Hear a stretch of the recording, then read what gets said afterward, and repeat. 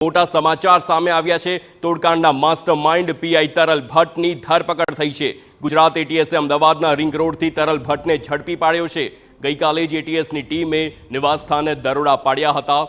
અન્ય આરોપીઓ પણ ગુજરાત એટીએસની રડારમાં હોવાની વિગતો સામે આવી રહી છે। તરલ ભટ્ટની એટીએસ દ્વારા અટકાયત કરવામાં આવી છે તેમ ડીજીપી વિકાસ સહાયનું કહેવું છે। અલગ અલગ લોકોની હજુ પૂછપરછ ચાલી રહી છે। ડીજીપી વિકાસ સહાયનું આ નિવેદન। તો અમદાવાદમાં એટીએસની તપાસ અંગે અનેક સવાલો ઊભા થઈ રહ્યા છે। તરલ ભટ્ટના ઘરે તપાસ બાદ અચાનક રિંગ રોડ પર તે મળી આવ્યો, તે કેવી રીતે ત્યાં પહોંચી ગયો? અચાનક જ તરલ ભટ્ટ અમદાવાદથી મળી આવતા અનેક સવાલો ઊભા થયા છે। તરલ ભટ્ટને આવતીકાલે જૂનાગઢ કોર્ટમાં હાજર કરવામાં આવશે।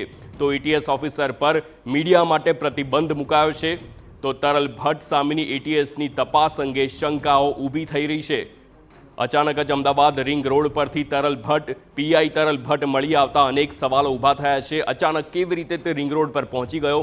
એટીએસની તપાસ પર અનેક સવાલો ઊભા થઈ રહ્યા છે, કારણ કે એટીએસ ઓફિસ પર મીડિયા માટે હાલ પ્રતિબંધ મૂકવામાં આવ્યો છે।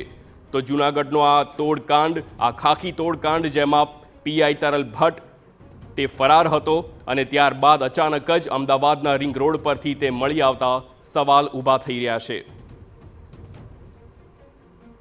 પોલીસ ઇન્સ્પેક્ટર તરલ ભટ્ટ ને આજરોજ એટીએસના તપાસ કરનાર અમલદાર દ્વારા અટક કરવામાં આવ્યું છે અને અટક કર્યા પછી અને પહેલાં એની ઊંડાણથી પૂછપરછ કરવામાં આવી છે અને હવે કાયદેસરની કાર્યવાહી જે કે આગળ કરવાની રહેશે એ કાર્યવાહી કરવામાં આવશે। આ સમગ્ર તપાસમાં અન્ય જે બાબતો છે, અન્ય જે એવિડન્સ છે એ કલેક્ટ કરવા માટે અલગ અલગ લોકોની પણ અને વિટનેસીસની પણ અત્યારે પૂછપરછ ચાલુ છે અને એવિડન્સ કલેક્ટ કરવા માટેની તમામ પ્રક્રિયા તપાસ કરનાર અમલદાર દ્વારા કરવામાં આવી રહી છે। તો પીઆઈ તરલ ભટ્ટ હાલ જેની એટીએસે ધરપકડ કરી છે, પરંતુ એટીએસ ઓફિસમાં હાલ મીડિયા પર પ્રતિબંધ મૂકવામાં આવ્યો છે અને અચાનક જ પીઆઈ તરલ ભટ્ટ અમદાવાદ રિંગ રોડ પરથી મળી આવતા અનેક સવાલો ઊભા થયા છે।